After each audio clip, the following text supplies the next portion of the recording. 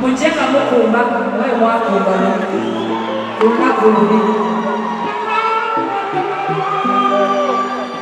Baweli, Bausa. Baweli, Yamo. Give them lead. Bebaziza Kasaka. Sisa.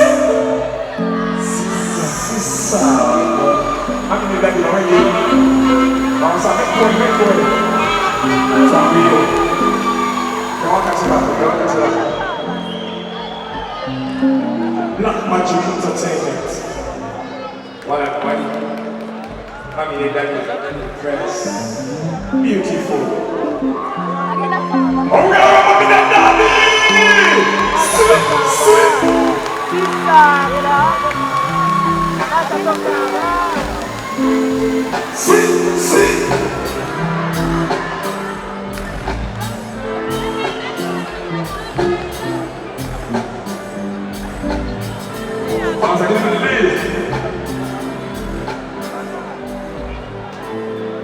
Saka tukushalo kama tusala na kuacha. We're gonna show you. Mami ni nani? Sorry ni bana. Mami ni nani? Mami ni nani? Sorry ni bana.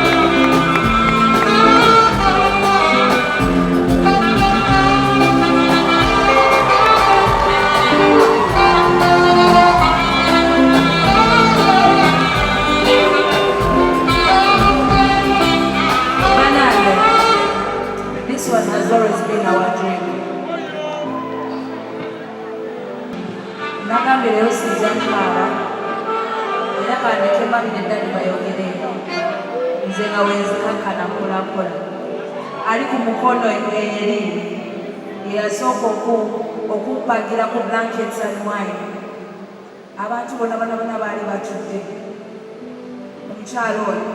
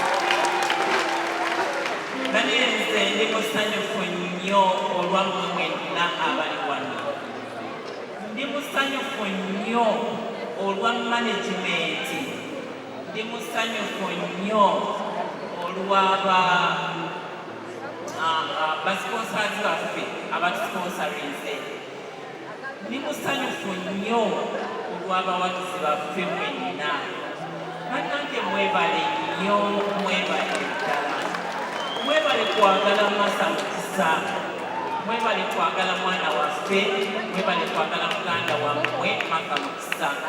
It hasn't been a smooth way. naye kibadde through hard working. Martha njagala okwebaza. Weebala okubeera omukazi omukozi ate omuvumu. Because Martha knows what she wants. Nga bwe mumanyi nti industry ebeeramu challenges nyingi, naye Martha has made it and she will make it. Ensuring you unless otherwise, but I always pray for her every time okulabanga asucceedinga mu kiloto kye. Njagala okwebaza buli muntu yenna avuddeyo okuyamba Martha. Baganda bange bali eyo, Teacher Rose nga bamwogeddeko, because Teacher Rose, her first journey, Martha's first journey, yayitira mu Teacher Rose because bweyamala P7 n'amutwala e Mutalamaliya.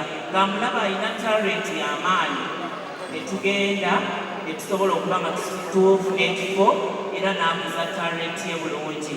Bakojja ba Martha mwenna, buli muntu yenna bannange mwebalire ddala.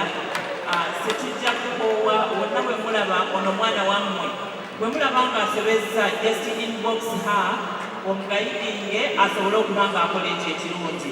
Tubeere n'omutima ogwagaliza, kubanga bano bonna abakimeekinze nabo baasookanga Martha. Njagala okubeebaza, okuddamu okubeebaza. Mwebale nnyo, mwebalire ddala. Obwedda ntuddawo wabbali awo naye nga mpulira obujiji nga ndaba abantu sibalaba, ne ŋŋamba Martha agenda kuvaayo atya ng'alaba mu luumu muno temulimu bantu, naye bambi mwebale nnyo, mwebalire ddala. Kandekeraawo because I'm a politician, bwe mba natandise okwogera neza okusibya obudde, naye mwebale nnyo, mwebalire ddala. Ate ngenda okumaliriza nga ŋŋamba nti bamaneja abakwata ku Martha ate nga baana ate era bangenze bazaala, kwegamba nendabanga ekintu kigenda kutambula bulungi. Bandi management mwebale nnyo kwagala Martha, mwebale okumukwata ng'omwana. Njagala okwebaza okusembyayo ne ba artist abo bonna Martha baakoze nabo collabos. Edikenzo, eguze ekabetya, nene kandi mwebazibagala Martha era nkubiriza n'abalala bonna baveeyo bayongere okumukwatako omukono eyongera okubeera kayimba. God bless you. Okweyanjula erinnya lyange nze Nakumata Sekitto. Mwami Sekitto yamugulamu erinnya lyange erya Martha kubanga ye mugalanda wange. So she's my baby. Thank you very much.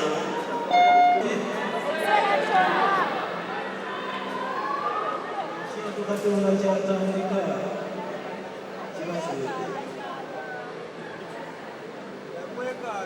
Omwana ono nga yamukwatako n'amuwa erinnya erya Mukisa nga kyagula, era ebirooto bye bijja kutuuka wala. Kubanga biri mu Katonda, nze ekyakatonda mukisiza kati kandeebaze bannange. Katonda bw'abeerawo kifaanagana ng'omuntu w'esente ekiri muzameka. Waliwo abakutte Martha ng'emirambo. Neebaza mutabani wange Riverback yatandika omulimu ogwo, aleta studio awaka n'agutandika. Mukama mulungi. Neebaza Enzo yakola omulimu munene ate ansuubiza kyeyakola yakoma ajjamu tusawala. Neebaza abayimbi bonna era kyendabidde muganda Katonda w'amaanyi.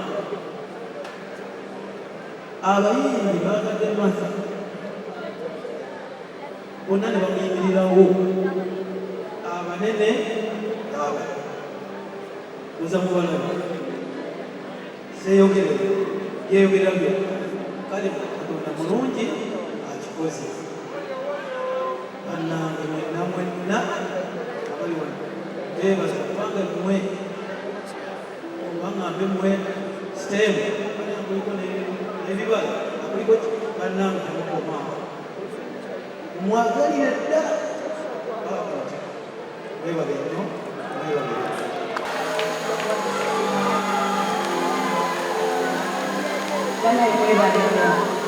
Ono ye disciplinary Musisa, Tim Sisa, akalulu kano.